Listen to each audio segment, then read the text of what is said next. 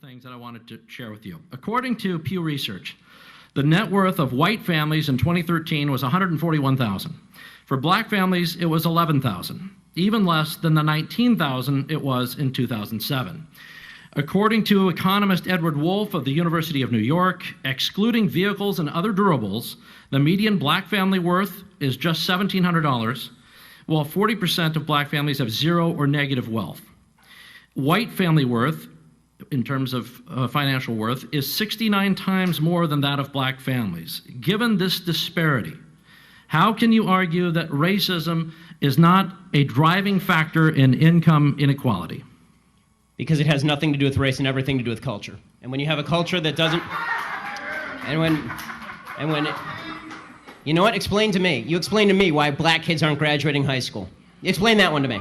Explain to me why black kids are shooting each other in rates significantly higher than whites are shooting each other. Explain to me why 13% of the population is responsible for 50% of the murder. Explain to me why the number of black kids in prison, not for innocent reasons, not for walking down the street and getting pulled into a prison, is so high. Explain, if it has nothing to do with culture, explain to me why the single motherhood rate in the black community jumped from 20% to 70% in the same course of time that the civil rights movement has made such tremendous strides. Is America more racist now than it was in 1960? And if it is, please explain to me how that happened. So what do I think those riots are? I think they're depravity, I think they're thugs, and I think if you really want to make a difference, Thurgood Marshall, who grew up just 2 blocks from there, did such a thing, who was a contemporary of Martin Luther King. Now I'd like to skip over to Dr. Seacrest.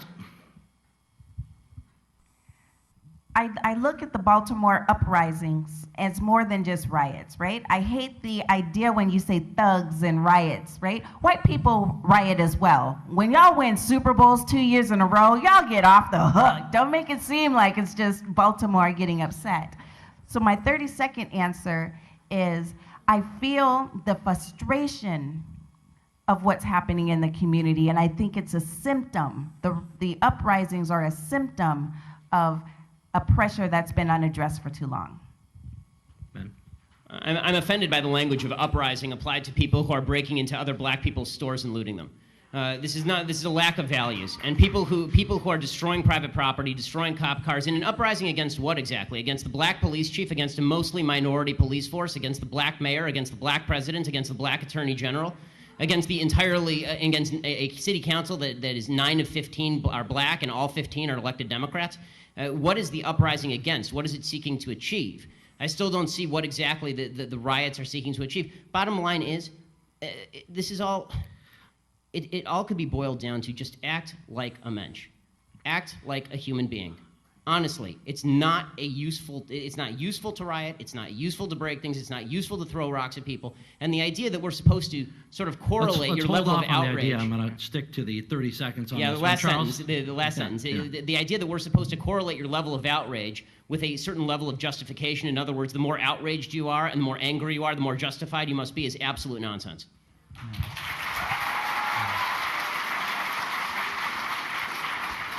Then, since the issue of disparity has come up a number of times, when does disparity not indicate racism?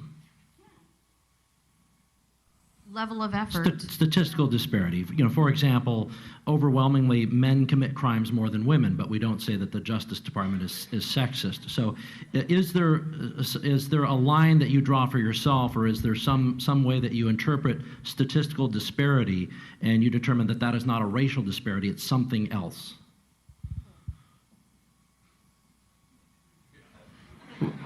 Well, we can return to it. That's okay too. Ben, do you want to? Yes. It's called evidence of racism. When there is no evidence of racism, it's probably not racism. When there is actual evidence of racism, it's probably racism. And the fact that everybody jumps from there's inequality and therefore there is inequity, just because there's inequality does not mean there was inequity. But there has to be racism. You can't say there's no racism. Without evidence? No. I'm just saying that I don't know which animal. Maybe we're talking about dogs or something. I'm talking about human beings, and I'm like, human beings are most likely going to have racial prejudices. I'm just so sorry.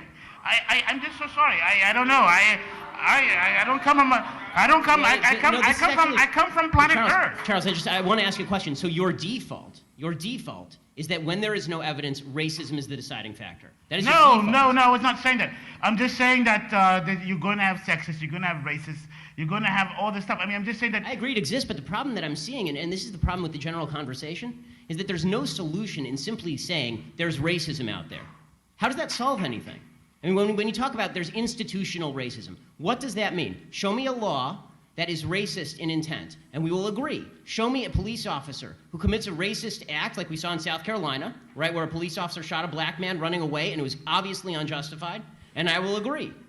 But you need, the idea that you can craft a narrative based on no racism because it just must be somewhere out there in the ether, that doesn't solve problems for anybody and creates more problems for people because now they grow up in a milieu and an environment where they are told that every obstacle they face is from some shadowy, nameless, faceless group who is out to get them simply because of the color of their skin. They'll never succeed in that environment.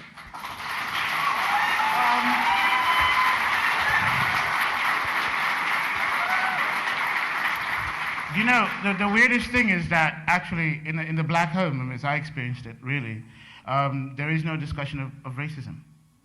Racism actually is a discussion that you actually come out and you face in the public because it's a real thing that you have to actually expect. I mean, you're silly and you're foolish if you don't really think that that's going to be there and encountered in the real world. I'm sorry, this is just a fact of life. But if I'm at home and having dinner with my father or whatever, we don't go, oh my God, this society is so racist as I'm eating my steak, and you know what I mean? Oh, goodness gracious. Oh, I can't bear it. My black skin's causing. I mean, no, we don't talk like that. Actually, we don't talk like that. We talk about, my God, Aunt, what's her name? Oh my God, she's got to take some pills because she's off the register. I mean, it's just like, these are the conversations we have at home.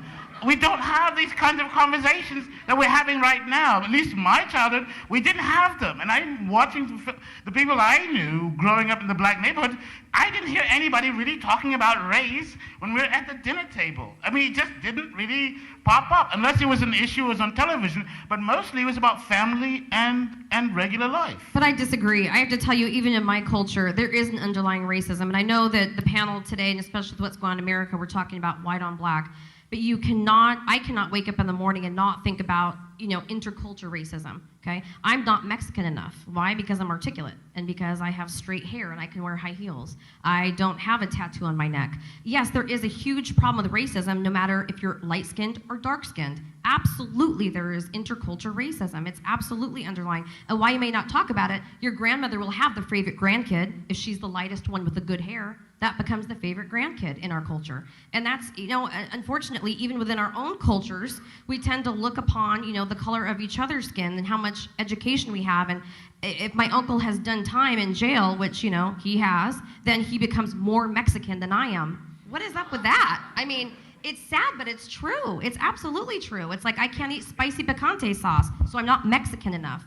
It's true, in every culture, whether it's Asian, black, Mexican, there is, while you may not have grown up talking about it over your, tea and toast. I mean, in my family, if you're not a doctor or a lawyer, you're not Jewish enough. You're not Jewish enough. It's true. That part is true.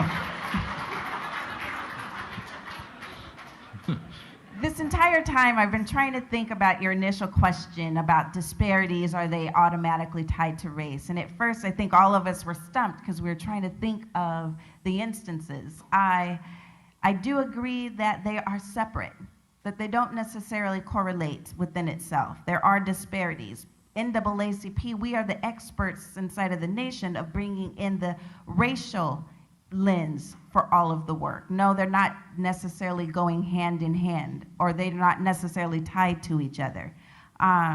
So that's how I would answer it. No, they don't have to go together. My job as a civil rights attorney is to be able to make you see race at every given opportunity, but no, it's not present in each and every single disparity. To your second... What are the standards? What are the standards, the difference? I mean, you said that you want people to see race in every single issue. Where it's present. Where it's present. Okay, so for instance, if we're talking... What's your standard as to where it's present? Absolutely. What's my... take something as simple as if we're talking about a disparity, say men and women. My job would be to show what does that look like when you have women from a different group, communities of color? What does it look like when we're talking about a woman who's working or stuck in a minimum wage job, not as a starter, but for her career? Right. No, I guess the What does question I'm that look asking like? more And so specifically. we bring in the racial dynamic of Right. how that affects. No, I understand that. The question that I'm asking is, when do you decide something racist has occurred? Racist? Yes. When can you decide that an act of racism has occurred? Because if you have just a statistical disparity, has an act of racism automatically occurred? That was David's basic question, I think. Right. There's obviously there might be